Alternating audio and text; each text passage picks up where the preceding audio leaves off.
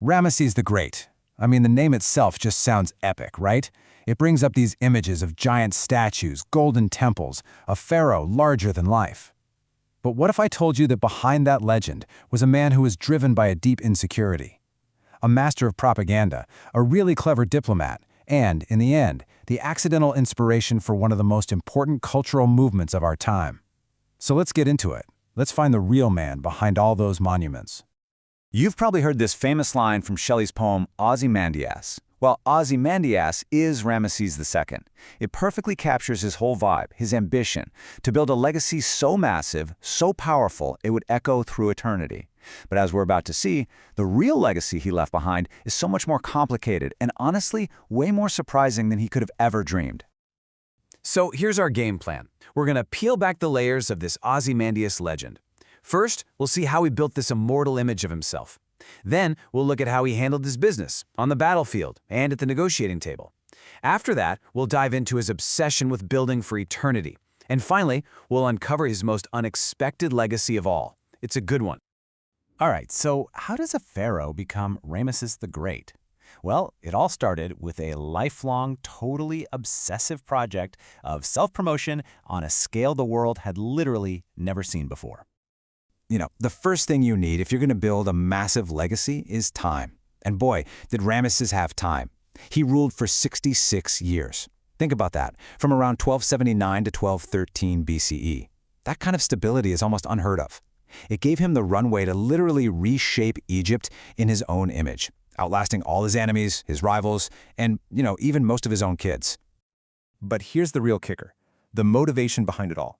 Ramesses wasn't from some ancient God-descended royal family. Nope, his grandfather was a career military officer who was just appointed to be the next pharaoh. This meant the dynasty was brand new, and Ramesses had this huge chip on his shoulder. He had to prove he belonged on that throne. So every single temple, every statue, every carving was basically a piece of propaganda. It's like an ancient form of political branding, all designed to scream one single message. My power is absolute, and the gods themselves want me here.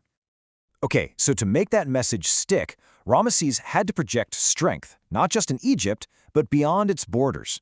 And this is where we see this fascinating mix of skills. He was a soldier, a genius propagandist, and, when he needed to be, a very practical diplomat. The biggest military showdown of his reign was definitely the Battle of Kadesh against the rival Hittite Empire.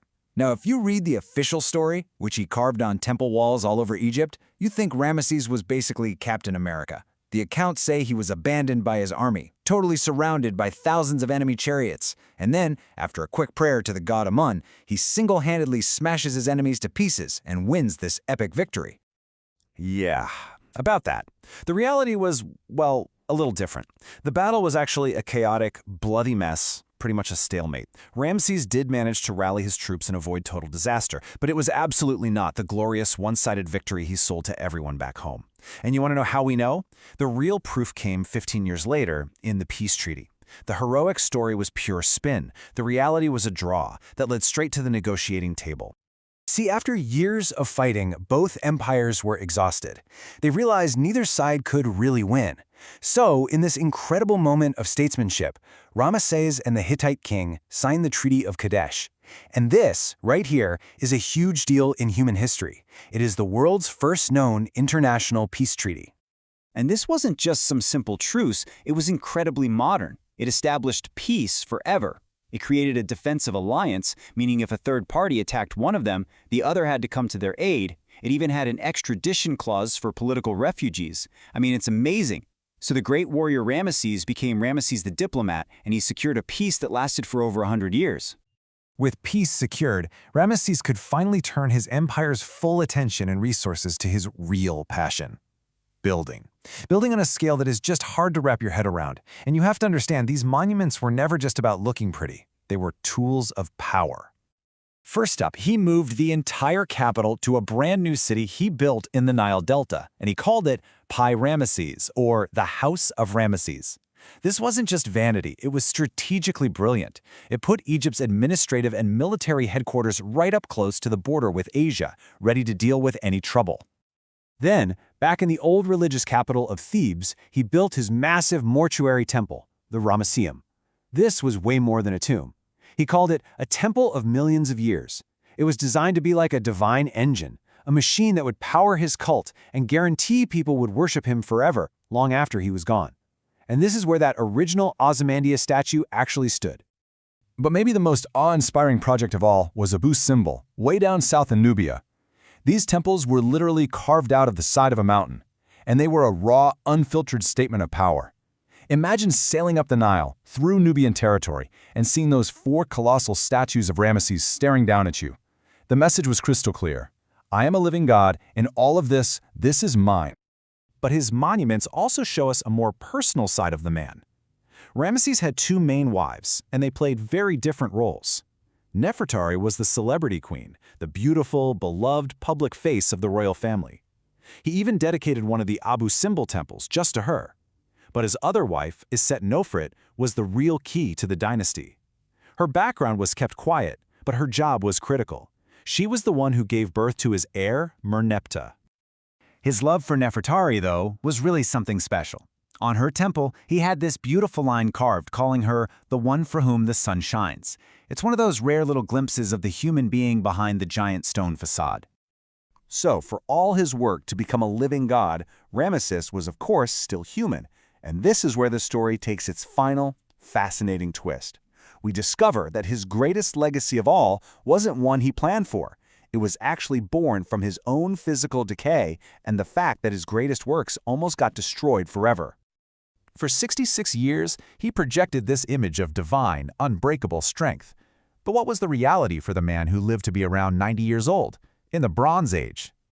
Well, in 1976, his mummy was actually flown to Paris for scientific analysis, and what they found was just astounding. The God King, in his final years, was a frail old man. He was about 5'7", but he suffered from crippling arthritis in his spine that would have bent him over into a hunch.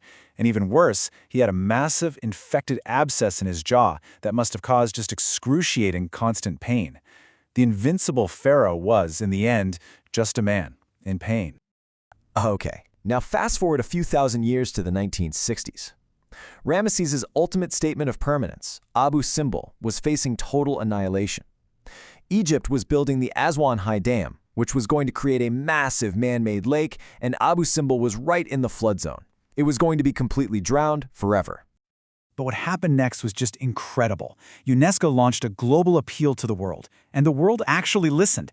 In one of the greatest engineering and archaeological feats of all time, the entire temple complex was painstakingly cut into more than 1,000 huge blocks. We're talking blocks that weighed up to 30 tons each. Then, they were lifted 64 meters straight up a cliff and put back together perfectly, even keeping the original solar alignment. It's just mind-boggling. And this is his most profound and totally accidental legacy. The global campaign to save Abu Simbel was so successful that it directly inspired the 1972 World Heritage Convention. The whole idea that some places are so important they don't just belong to one country but to all of humanity, and that we have a shared duty to protect them. That entire concept was born from the mission to save the monuments of one man who only ever cared about glorifying himself. So in a strange way, Ozymandias got the immortality he wanted, just not in the way he ever could have imagined. His obsessive, personal ambition accidentally sparked a global conscience. He built monuments to shout about his own greatness, but their true, lasting value was only revealed when the entire world came together to say, no, these belong to all of us. They're part of our shared human story. It really makes you wonder, what actually lasts longer? The power of a single king or our collective will to remember our shared past?